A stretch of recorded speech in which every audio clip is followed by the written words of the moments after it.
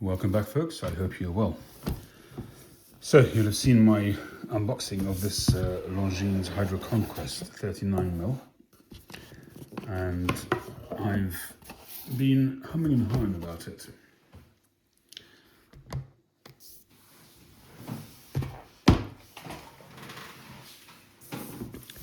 And I've made a decision that I'm returning it.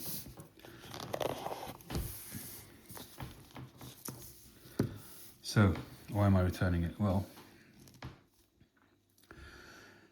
when I look at this watch, I'm just going to repeat to you something that my son said to me, and he put it in such words which it is so succinct, and it literally spoke to everything that I was thinking.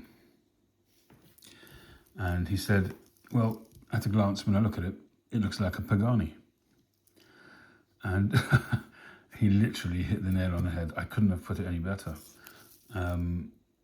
When I opened the box, I was pretty underwhelmed.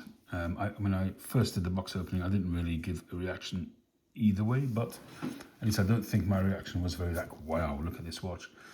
I haven't even taken the plastic off to look at it, and I'm certainly not resizing it because they say that if I take this off, I wouldn't be able to return it. I'm not sure how illegal that is, but I'm not taking the risk. In any event, so the previous Hydroconquest, you could tell it was a Hydroconquest straight away. There's a few things on it. For instance, you don't have the Roman numerals.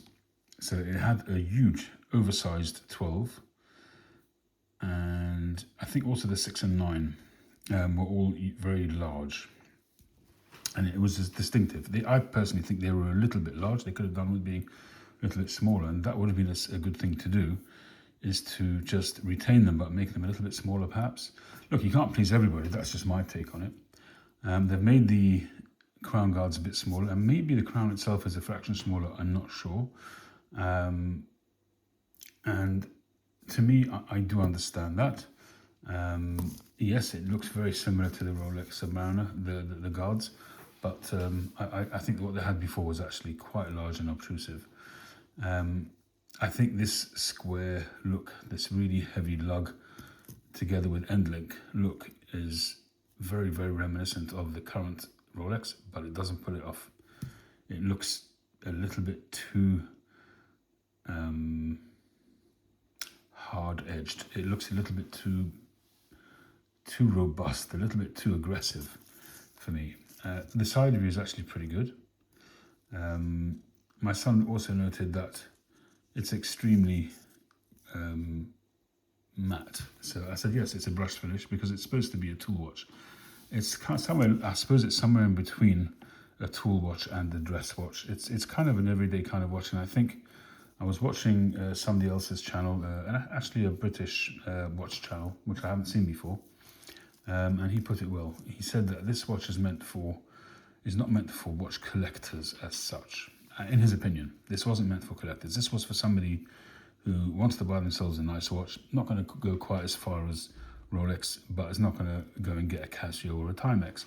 And they want something nice, something that will make them feel good, something which is getting onto sort of the look of a Submariner. But a collector is not really going to get satisfaction out of this watch, and I totally understand what he's saying. And I've kind of come to that realization literally within an hour of having this open. I opened this, what's the time now? 2 hours, nearly 2 hours ago. And I've had it sort of in my hands almost all the time. I've had it on my wrist, obviously loose, but I've had it on my wrist. And I think my son put it best when he said that it looks like a Pagani. It's kind of lost its identity. And a lot of people have been saying that, but I didn't quite get it. I actually thought it looked quite classy in the pictures and in the videos that I'd seen. I must be honest that I've seen the black.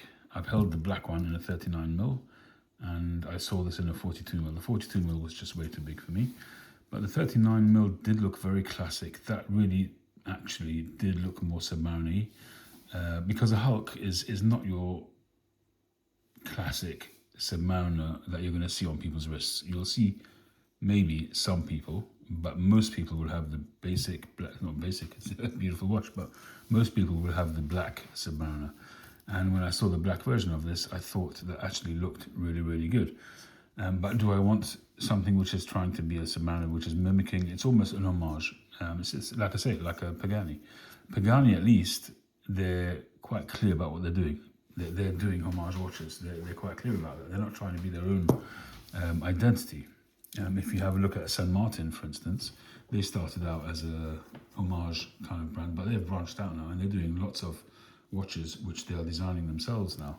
And I think they're becoming quite a brand.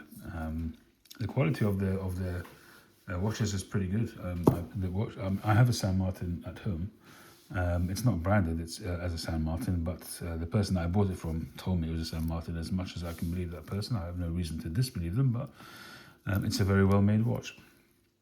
And they use Seiko movements, they keep time well. And, you know, for 150 quid, 200 pounds, it's really good value if you're into that. I'm not in that market, so if I was in that market, I would just get Paganis and I wouldn't bother spending as much as I spend on watches. So clearly I want the watch to have some authenticity. It should stand on its own 2 feet. I feel this watch doesn't. I feel this watch has lost too much of its uniqueness for it to stand out away, apart from, discreetly, from homage watches. That's really my problem. I see also some people saying that the edges are very sharp, which they are. You expect it to be a little bit polished, a little bit around the edges, you know, at this kind of money. You know, the retail prices, although even though I didn't pay for it, it's neither here nor there what I paid. But the retail for this is $19.50, so that's over $2,000. For $2,000, you should be getting a better finish. I don't know if it would bother me in the long run or not. It is quite sharp, I must say. I don't think that's a deal breaker for me, but for me, it's the identity of the thing which is the deal breaker. The way a watch looks is so much a part of my inspiration on when I buy a watch, and when I see this now in the flesh, it's just not doing it for me. And people are saying, although I haven't seen it, but people are saying that there are already loads of them for sale on eBay, on Chrono24. I don't know, I haven't seen that myself. I looked for one of these on eBay, I couldn't find one. You know, I suppose if I wanted to, I could get a quartz version, which is $13.50. But am I going to buy a quartz now for that kind of money? And also the quartz doesn't have ceramic, it's a aluminum or aluminium insert. So there are some differences. So I probably wouldn't do that. And from an identity point of view, it's still going to have the same problem. It's not going to be standing on its own. So those are the reasons why this watch is going back straight away. I'm not risking it getting damaged. It's being packed up and shipped out. First you pack it, and then you ship it. That's a Robin Williams line. Rest in peace, Robin Williams. That's Robin Williams and Mrs. Doubtfire. Oh, the kitties. Aren't they so beautiful, the kitties?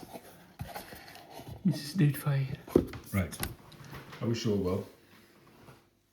I hope that's been illuminating in some way. If you were going to buy one of these, I hope it didn't put you off, because it is a nice watch. And as I say, if you're not a collector, if you're just out there to treat yourself to a beautiful watch, then yes, absolutely, don't hesitate. It is a beautiful watch, and will suit your needs.